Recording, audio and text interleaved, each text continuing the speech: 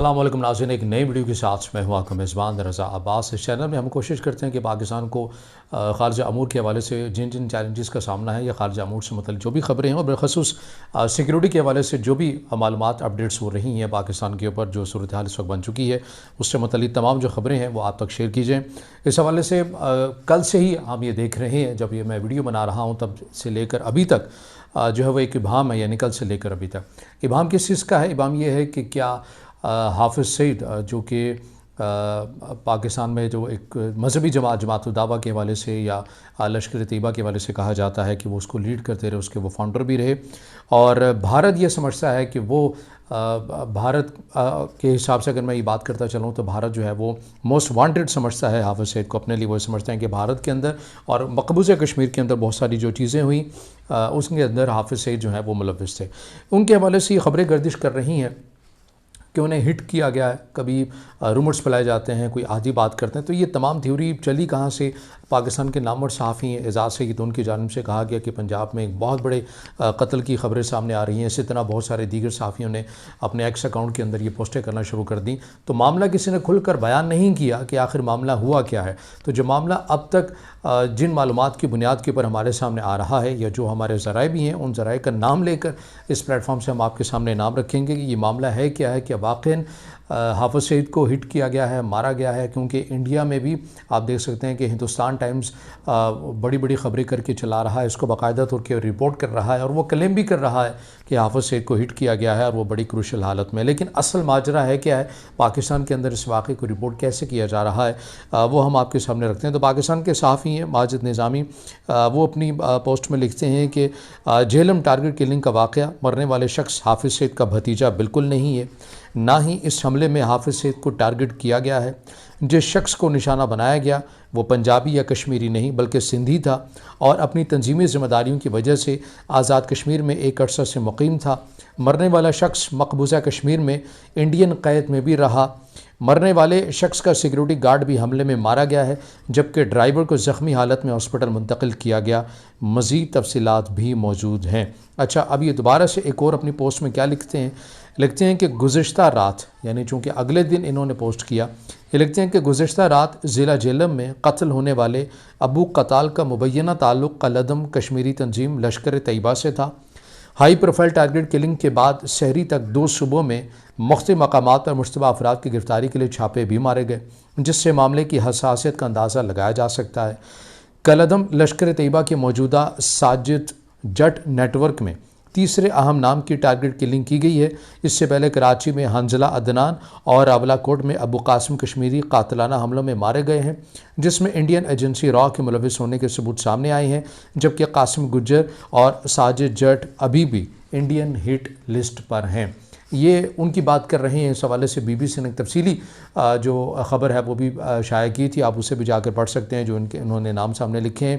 لیکن ہمارا ابھی جو مقصد ہے، جو خبر آپ کے سامنے رکھنی ہے، اس کے اندر جو باتیں کی جا رہی تھیں کہ جہلم کے اندر کوئی بڑے قتل جو ہے وہ کیا گیا ہے۔ بڑے قتل سے مراد یہ لی جا رہی تھی کہ حافظ سعید کو جو ہے وہ ہٹ کیا گیا، مگر ان سورس کے مطابق یہ جو پاکستان کے صحافی ہیں، ان کے بقول جو ہے وہ حافظ سعید جو بالکل محفوظ ہے اور انہیں ہٹ نہیں کیا گیا، نہ ہی ان کے بھتیجے کو ہٹ کیا گیا۔ البتہ ایک اور کمانڈر جو کہ انڈین قید میں بھی رہے مقبوضہ کشمیر میں، انہیں جو ہے وہ ہٹ کیا گیا ان کی خبر کے مطابق، اور انہیں جو ہے وہ مارا گیا ہے۔ تو یہ وہ بہت سارے رومرز سے جو آ رہے تھے، ہم نے ضروری سمجھا کہ اس کا جو کنفیوژن ہے اس کو دور کیا جائے اور معاملے کو رکھا جائے۔ صحافت ہوتی ہے وہ یہ کہ جو اگر رومرز ہیں، ابہام ہے، تو اس میں کلیئرٹی لے کر آئی جائے تاکہ لوگ جو ہیں وہ کنفیوز نہ ہو، کھل کر جو بات ہے وہ ان تک سامنے آ جائے۔ اب دوسری خبر کے اوپر بات کر لیتے ہیں۔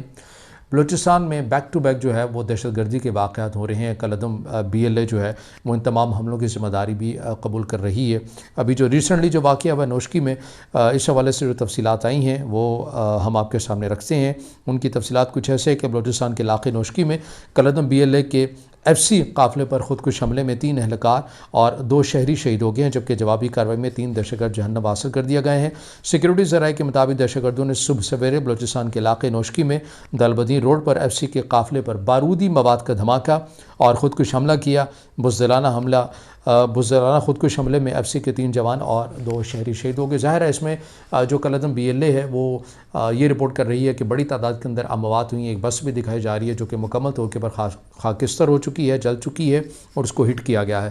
اچھا، اب اس کے اندر جو سوال ہے جو جاننا سبھی پاکستانیوں کے لیے ضروری ہے وہ یہ ہے کہ یہ ہو کیا گیا ہے کہ ایک دم سے بلوچستان کے اندر حملوں کے اندر شدت آ گئی ہے. تو اس کی وجوہات بہت سی ہیں. وجوہات یہ جاننے کی کوشش ہم یہ کرتے ہیں کہ دیکھیے یہ تو بات طے شدہ ہے کہ بلوچستان میں علیحدگی پسند جو تنظیمیں ہیں، کچھ وہ لوگ ہیں جو ریاست کی نامحرومیوں کا ذکر کرتے ہیں، ہمیں اس سے انکار نہیں ہے، بالکل ٹھیک بات کو کرتے ہیں، لیکن اب ان کی جسٹیفیکیشن یہ نہیں ہو سکتی ہے کہ آپ معصوم لوگوں کو ماریں، آپ مسافروں کو ماریں، آپ لوگوں کا شناختی کارڈ دے کے ان کو قتل کریں.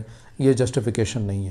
اچھا، اب یہ حالیہ دنوں کے اندر آپ نے BLA کا پیٹرن یہ دیکھا ہوگا کہ اہم شاہراہوں کو نشانہ بناتے ہیں یا انہیں بلاک کر دیتے ہیں، کچھ قصبوں کو، کچھ ٹاؤن کے اوپر قبضہ کرتے ہیں یا پھر ٹرین کو.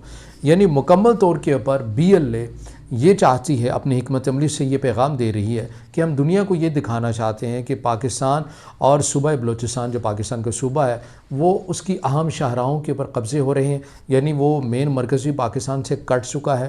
جو وہاں پر ٹرانسپورٹ کا سسٹم ہے، ٹرین کا سسٹم ہے، بسز کا سسٹم ہے، وہاں پر بھی روک روک کر واقعات اس طرح کے کرنے، دہشت گردی کے واقعات کرنے کا مقصد یہ ہے کہ ہم دنیا کو یہ خبر ایک بن سکے اور دنیا کو یہ بتا چکیں کہ دیکھیں آپ پاکستان کے ایک حصے سے دوسرے صوبے یعنی بلوچستان تک نہیں آ سکتے، کیونکہ اس کی رابطہ سڑکوں میں دہشت گرد تنظیمیں بیٹھی ہیں، اس کے اہم قصبوں میں دہشت گرد تنظیمیں بیٹھی ہیں، اس کا ٹرین کا سسٹم فعال نہیں ہے کیونکہ وہاں دہشت گرد جو ہے وہ ٹرین کو ہائی جیک کر لیتے ہیں. تو یعنی ایک مکمل طور کے پر وہ پیغام یہ دینا چاہتے ہیں کہ ریاست پاکستان کے رٹ بلوچستان کے اندر انتہائی کمزور ہو چکی ہے اور یہاں پر ہمارا قبضہ ہو چکا ہے. اب یہ بڑی دلچسپ بات ہے کہ BLA خود اگر مثال کے طور پر خزدار کے اندر ہم نے واقع دیکھا، خزدار کے اندر انہوں نے ایک آبادی کے اندر کیا جہاں پر انہوں نے شاہراہ کو بند کر دیا. اب شاہراہ کو بند کرتے ہیں 2 سے 3 گھنٹے کے لیے، اس کے بعد وہ غائب ہو جاتے ہیں. جب سیکورٹی فورسز آتی ہیں وہ چلے جاتے ہیں. اب اگر آپ کے رٹ ہے تو آپ کو وہاں پر رکے رہنا چاہیے، مقابلہ کرنا چاہیے، مگر نہیں ہوتا. یہ بات ہمیں ذہن نشین کرنی چاہیے کہ بلوچستان زمینی لحاظ سے بہت بڑا ایریا ہے، بہت بڑا صوبہ ہے. یہ ممکن نہیں ہے کہ اب جگہ جگہ پر فوج پاکستان میں سیکورٹی کے اہلکار تعینات ہوں. جہاں پر ایسی کوئی خبر سامنے آتی ہے وہاں پر سیکورٹی اہلکار موجود ہوتے ہیں، لیکن یہاں پر وہ تنظیمیں جو ہیں یہ پھر وہاں سے بھاگ نکلتی ہیں. تو یہ پیٹرن ہے. ابھی تک BLA یہ پیغام دینے کی ایک ناکام کوشش کر رہی ہے کہ بلوچستان میں ریاست پاکستان کی رٹ کمزور ہو چکی ہے، مگر عملاً جو ہے وہ ایسا نہیں ہے، کیونکہ سبھی دیکھ رہے ہیں کہ مسافر جاتے ہیں، نہتے لوگ جاتے ہیں، ان کے پر حملہ کر کے واپس یہ اپنے پہاڑوں پہ جا کر پناہ لے لیتے ہیں، جو کہ ظاہر ریاست پاکستان کی جانب سے اناؤنس کیا گیا ہے. آپریشن کیا گیا ہے. لوگ دوسری سائڈ سے بھی ان کے بھی لوگ بڑی تعداد کے اندر مارے جا رہے ہیں. تو ایک جنگ کی صورتحال تو میں نظر آتی ہے، لیکن یہ کہنا کہ بلوچستان میں ریاست پاکستان کی رٹ مکمل طور کے اوپر کمزور ہو چکی ہے یا ختم ہو چکی ہے، یہ حقیقت سے بعید معلوم ہوتا ہے. اس سے پہلے بھی بہت زیادہ حملے کیے گئے ہیں، مگر تب بھی ایسی صورتحال نہیں بنی، نہ ہی جو ہے وہ ابھی کوئی ایسی صورتحال بنے گی. اور اس کے اندر ظاہر ہے انٹرنیشنل لابیز بھی ہمیں متحرک جو ہیں مکمل طور کے اوپر نظر آتی ہیں. اس سے جڑی مزید کیا ڈیٹیلز ہوں گی، اپڈیٹس ہوں گی، وہ ہم آپ کے ساتھ وقتاً فوقتاً شیئر کرتے رہیں گے. ایک ریکویسٹ آخر میں یہی ہے، اس سیٹ اپ کو آپ کے سپورٹ کی ضرورت ہے. سبسکرائب کیجئے تاکہ زیادہ سے زیادہ ہم ریاست پاکستان کی بات کر سکیں، ریاست پاکستان کا پازیٹیو امیج اور ریاست پاکستان کو پیش آنے والے جو چیلنجز ہیں ان کے حوالے سے ہم خصوصی طور کے پر اس پلیٹ فارم سے بات کریں گے.